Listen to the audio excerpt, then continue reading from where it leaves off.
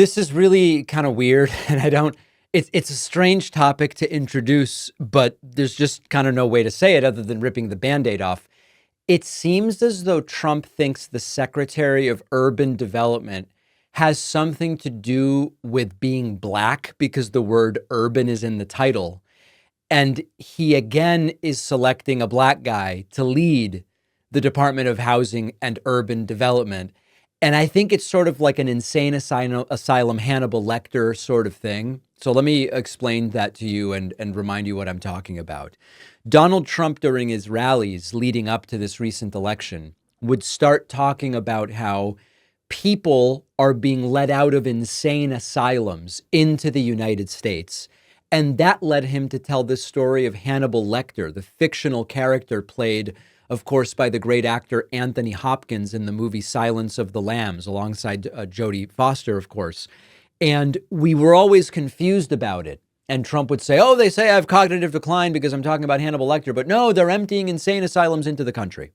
What it seems to be is that Trump fixated on the word asylum and was confused between people who come to the border and seek asylum, a legal process for getting temporary protected status in the United States, seeking asylum and being in a, quote, insane asylum, what we might call an inpatient psychiatric hospital.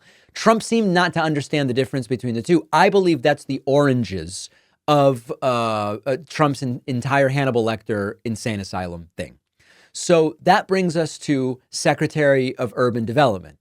You might recall that despite having almost no black cabinet members last time, Trump had selected Ben Carson, who happens to be black, to be Secretary of Housing and Urban Development. And at the time we said, he's a neurosurgeon. He doesn't really know anything about this other than Trump might think, because the word urban is in the title and Ben Carson's black, Trump's like, let's get a black guy.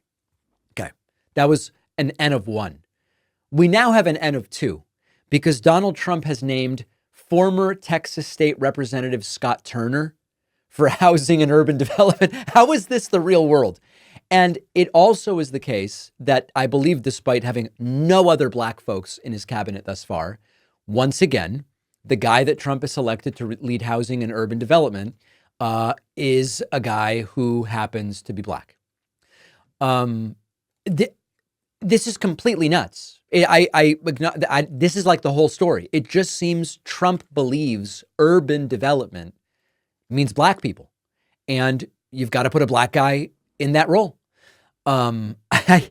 If you think there's some other explanation, with N of 1, with just Ben Carson, all right, could be a coincidence, even though it sort of sounds like something Trump would believe.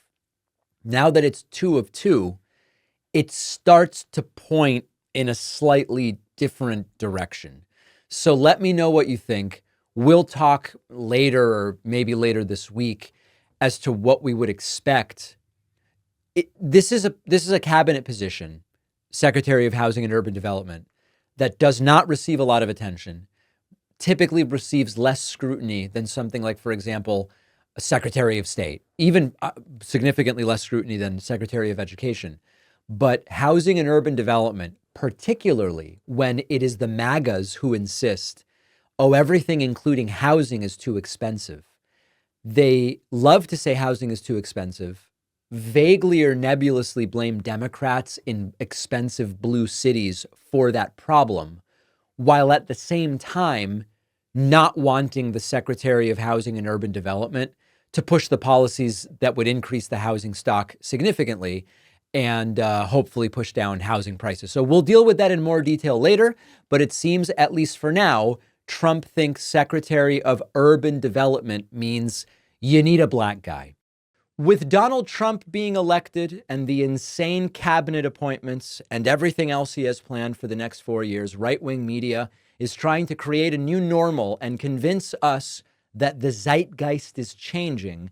So it's never been more important to be an engaged and savvy news consumer. And that's where our sponsor, Ground News, comes in, an independent app and website designed to help you navigate the chaos of today's current events.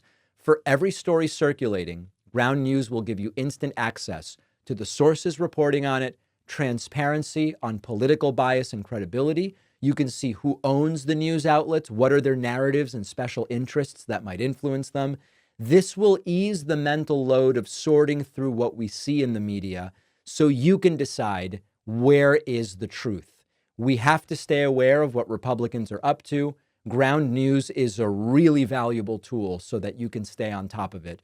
Go to ground.news/Pacman to take advantage of their biggest sale of the year. You'll get 50% off their top tier Vantage plan. The link is in the description, or scan my QR code.